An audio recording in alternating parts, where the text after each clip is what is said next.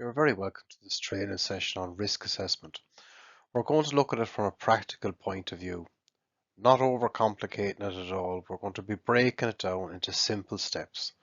So first off, what is a risk assessment? Well, a risk assessment is just a process of identifying potential hazards in the workplace or the activity, and then evaluating the risk and deciding on the actions to reduce or eliminate those risks.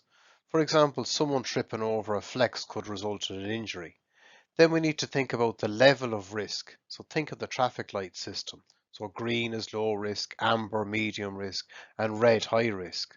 So based on this, we put measures in place, and they're called control measures because they help reduce the risk level. An example would be putting a guard on a machine to eliminate contact. So why do we carry out risk assessment? Like, what's the point of them and why are they so important? Well, we have to do it because it's a legal requirement. And risk assessments, they help highlight hazards, which are just things that have the potential to cause us harm. And we need to manage those hazards by having measures in place, which we said are called control measures, because they help control the risk. It's very important with all risk assessments that they're communicated to the relevant people and that the information contained within them is actually followed. This just helps ensure that we return home safe and sound at the end of the working day. And at the end of this session, we're going to be looking at the 5 steps to carry out a risk assessment by doing a practical risk assessment exercise. I want everyone at the end of the course to feel comfortable when they're doing a risk assessment. I'm here to take away any concerns that you might have around the area. It's pretty straightforward, and we're going to work through it bit by bit over the coming slides. The main aim of today's session is to look at risk assessment, and part of that is to look at the legislation that requires you to carry out a risk assessment. But I'm not going to go into any great depths here on legislation, as I don't want the shutters to go down straight away, so we're just going to touch off the key points that we need to know. So the main point is that it's a legal requirement to have a risk assessment in place, and failure not to have one in place could result in serious consequences. For example, there was a case in the UK in 2023 where the caretaker David Mobsley fell to his death. He was cleaning the roof of the bike shed that we see here at a school when he fell from the ladder. So at the time of the accident, he was using a standard broom and a telescopic pole before he fell to the ground below. So the investigation found that the employer had failed to ensure the cleaning of the bike shed was properly planned, supervised and carried out using a safe work method. So the employer, they ended up pleading guilty to a breach of health and safety legislation, and they were fined £66,666 back in February 2023. But there's so many incidents where a simple risk assessment could have stopped an unsafe event occurring. So in the case of this caretaker, it's all good and well looking back saying measures should have been in place, but it's too late now for that man and his family. I remember carrying out an accident investigation a few years ago that was pretty serious, and when I was interviewing the guy, he said something that always stuck in my mind. He said, learn to do the job safely before you do the job at all, and it's so true. In our lives, there isn't one of us that hasn't taken a chance. Often we get away with it, but if it goes wrong, it can go seriously wrong, and that's one of the key reasons a risk assessment is there, so we can see the things that could cause us harm and then put in place control measures to reduce the risk level. We'll also be looking at the 6 hazard groups, such as mechanical, physical, chemical, biological, environmental and organisational, and discuss the different types of risk assessment, such as job-based risk assessment, activity-based risk assessment, etc. We'll look at them in more detail on the upcoming slides, but risk control measures are what we put in place to reduce the risk level to make it safer. By the end of today's session, all of us are going to be competent in carrying out a risk assessment. A little bit about legislation. The Safety, Health and Welfare at Work Act 2005, it's essentially an umbrella document under which all other health and safety legislation lies. But Part 2, Section 19 deals with the area of risk assessment. So the Act outlines general duties that employers have towards employees and members of the public. So members of the public, they can often be forgotten about, but they include, for example, visitors, trespassers, cleaners, security, etc.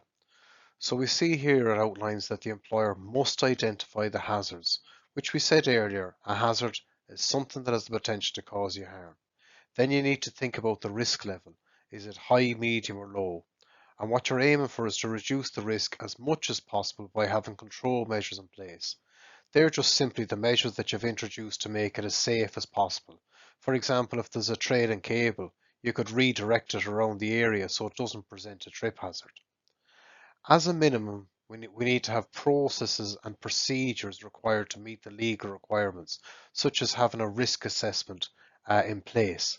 So we need to record the findings of the risk assessment, and that needs to be done in writing. So all risk assessments, they must be suitable and sufficient. What you tend to see typically is the absence of signatures and dates on the risk assessments, which really just makes it just a worthless piece of paper. So all too often, this crucial bit of information is missing. So risk assessments, they need to be signed off and dated, and they need to be communicated by whatever means to the people to which they relate to, so that they're aware of the measures they need to follow to remain safe. We're going to come across the term reasonably practicable, and that came about from a case of Edwards versus the National Coal Board back in 1949. So Mr. Edwards, he died in an accident after the support and structure of a mine roadway gave way. So the National Coal Board at the time, they argued that it was too expensive to shore up every roadway. But the case was turned on its head when it was decided, well, it wasn't all the roadways that needed shoring up, just the ones that required it based on risk level, thereby taking reasonably practical measures. And that's exactly what we need to do, take reasonably practical measures. So in health and safety, everything comes down to balance. On one side there's risk, so the chance someone could get hurt. On the other there's time, effort, cost and inconvenience to keep people safe. The goal is to do what's reasonably practicable.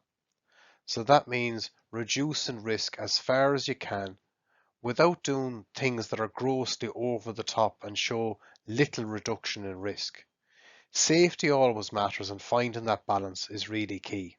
So essentially it's a justification process to implement sufficient controls to reduce the risk to an acceptable level. For example, in the likes of a nursery setting, like what we see here, there's a risk of children getting their fingers caught in doors. So hinge guards are typically fitted. This is a reasonably practical measure to reduce the risk. However, in the likes of an office setting, it wouldn't be a reasonably practicable measure, as the risk is far less because the occupants, they'd be well aware of the dangers and have a perception of the risk. Here's just another example of reasonably practicable.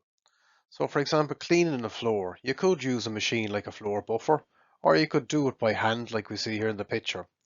But by doing it by hand, you're reducing the chance of someone tripping over the cable and hurting themselves. But the downside would be the inconvenience, the extra time that it's going to take and the additional cost.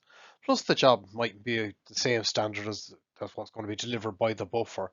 Then you've got the additional pressure that it puts on the knees and back. As a result, it's not a reasonably practical measure to polish the floor by hand. So we see here from the example, if the costs associated in terms of time, effort, cost and inconvenience outweighs the benefit of risk reduction, then it's not reasonably practical to use that as a risk control measure. One of the first things we need to do is make a suitable assessment.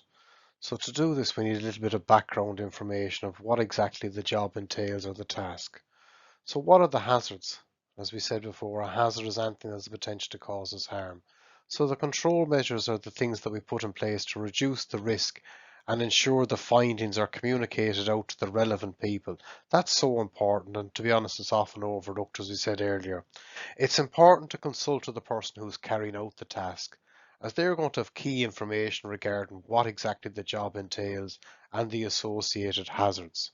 For example, a number of years ago, I was working in engineering works and I was asked to carry out risk assessments on the various machines. I had a rough idea what each machine did, but was far from an expert. As a result, I met with each operative and discussed the task and hazards associated. You know, this then provided me with the information for a detailed risk assessment to be written. Additionally, it improved the health and safety culture as the employees could see I was there to help. So the person doing the job is always going to have greater insight into the issues and they need to be involved. In addition to employees, we also need to consider members of the public which could be affected by our undertakings. So we must ensure that we put measures in place for their safety as well.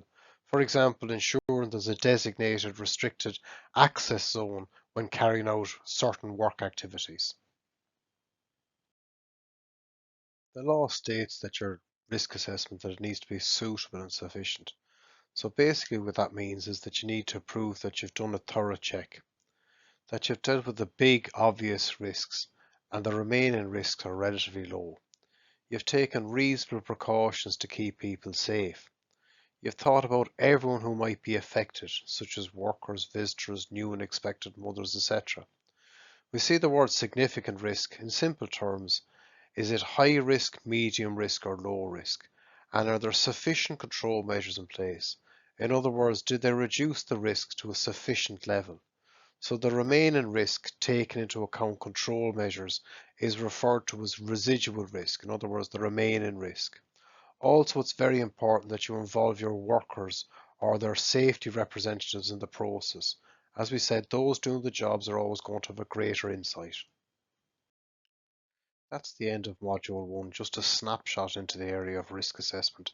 If you're interested in this course or other health and safety courses out there, just please drop me an email or drop me a message below. My main aim with all the training that I deliver is to make the topic as clear as possible with real life examples that I've encountered throughout my career as a safety professional.